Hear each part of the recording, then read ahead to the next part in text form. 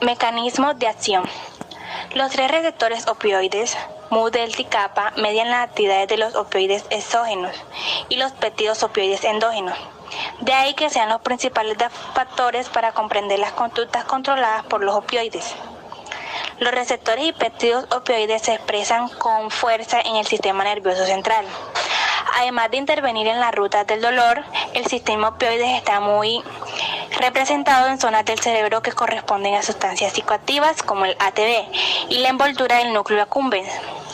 Los péptidos opioides están implicados en una amplia variedad de funciones que regulan las reacciones al estrés, la alimentación, el estado de ánimo, el aprendizaje, la memoria y las funciones inmunológicas. Consecuencias y efectos a nivel psicológico del opioides.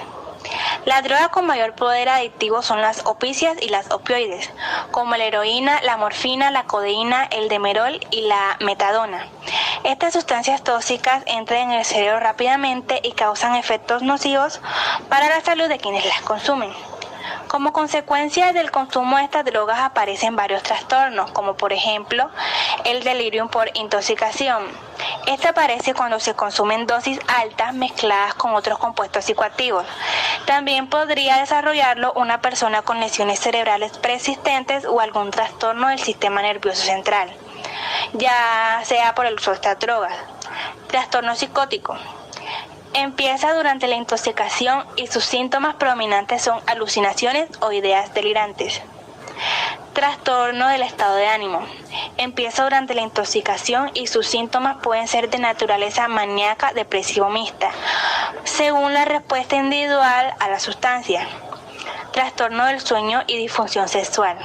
Este aparece con más frecuencia que el insomnio y la hipersomnia, además de la disfunción sexual más corriente, la impotencia. Otros trastornos no especificados son aquellos cuadros clínicos que no encajen en ninguna de estas categorías.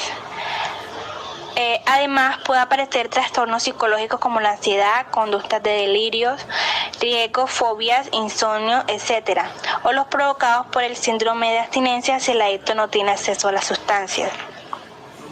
Síndrome de abstinencia. La suspensión de uso crónico del opioide se asocia con un síndrome de abstinencia intensamente disfórico, que puede ser un impulso negativo para reiniciar el uso de la sustancia. La abstinencia se caracteriza por lagrimación, catarro, bostezo, sudoración, inquietud, irritabilidad, temor, náuseas, vómitos, diarrea, incremento de la presión sanguínea y el ritmo cardíaco, escalofríos, cólicos y dolores musculares cuya duración es de 7 a 10 días. Es indudable que el síndrome de abstinencia intensamente disfórico tiene una importante función en el mantenimiento de los episodios de uso de opioides, pero la dependencia de estas sustancias y las recaídas que ocurren mucho después de la abstinencia no pueden explicarse únicamente sobre esta base. Actualmente se piensa también que las adaptaciones a largo plazo de los sistemas neuronales desempeñan un papel relevante en la dependencia y en la recaída. Generalidades. Los analgésicos opioides son un grupo de fármacos con afinidad selectiva por los receptores opioides. La activación de dichos receptores por los analgésicos opioides provoca analgesia de elevada intensidad sobre el SNC. Estos reducen la intensidad de las señales de dolor que llegan al cerebro. Además, afectan las áreas del cerebro que controlan las emociones, lo que disminuye los efectos del estímulo doloroso. Características. Sustancia que se usaba para tratar el dolor moderado o grave. Los opioides son como los opiáceos, tales como la morfina y la codeína, pero no se elaboran con opio. Los opioides se unen con los receptores de opioides del sistema nervioso central. Los opioides solían llamarse narcóticos. Un opioide es un tipo de alcaloide. Cuando los opioides se distribuyen en la sangre, se unen a los receptores de opioides en las neuronas cerebrales. Las células liberan señales que amortiguan tu percepción del dolor y aumentan la sensación de placer. El cerebro está compuesto por muchas partes que trabajan juntas en equipo. Las diferentes partes del cerebro están encargadas de coordinar y realizar funciones específicas. Las drogas pueden alterar estas partes importantes del cerebro, que son necesarias para el funcionamiento y el mantenimiento de la vida, y pueden guiar el abuso compulsivo de las drogas, que es indicio de la adicción. Las áreas del cerebro afectadas por el abuso de las drogas pueden hacernos tener una mala coordinación, o quizás también podría alterar nuestro sistema nervioso y hacernos ver alucinaciones o pensar cosas que nos están pasando. Ahora veremos cómo todas las drogas en abuso, directa o indirectamente, atacan el sistema gráfico del cerebro, inundando circuitos con dopamina. Todos sabemos ya que la dopamina es un neurotransmisor que se encuentra en regiones del cerebro que regula el movimiento, las emociones, la cognición, la motivación y los sentimientos de placer.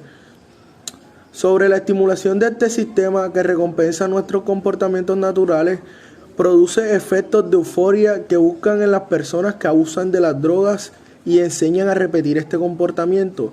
La explosión crónica de las drogas de abuso interrumpe la manera en la que las estructuras esenciales del cerebro interactúan para controlar el comportamiento. En particular, el comportamiento es específicamente relacionado con el abuso de drogas, de igual manera que el abuso continuo puede llevar a la tolerancia o a la necesidad de dosis más altas de droga para producir efectos en nuestro cuerpo. También puede llevar a la adicción, que hace que el abusador busque y consuma droga compulsivamente. La drogadicción corroe el autocontrol y la capacidad del usuario de tomar decisiones sanas, mientras envía impulsos intensos para que consuma más droga. Cuando se altera la concentración óptima del glutamato mediante el abuso de droga, el cerebro intenta compensar este cambio, lo cual puede deteriorar la función cognitiva de manera similar. El abuso de drogas a largo plazo puede disparar adaptaciones en los sistemas del hábito o de la memoria no consciente. El condicionamiento es un ejemplo de este tipo de aprendizaje, mediante el cual las señales ambientales terminan siendo asociadas con las experiencias de la droga y pueden disparar deseos incontrolables en el usuario cuando posteriormente se ha expuesto a estas señales ambientales. Aun cuando la droga en sí no esté disponible, este reflejo aprendido es sumamente fuerte y puede resurgir aún muchos años después de haber dejado de usar drogas. Reflexión sobre el consumo de esa SPAT. Aunque no todos los adolescentes que son infractores son consumidores, debe considerarse como población vulnerable ante ese riesgo. 2. La continuación de un consumo problemático puede incidir en la reincidencia delictiva. 3. Afectaciones en la salud mental inciden directamente en las tasas de consumo y de delincuencia.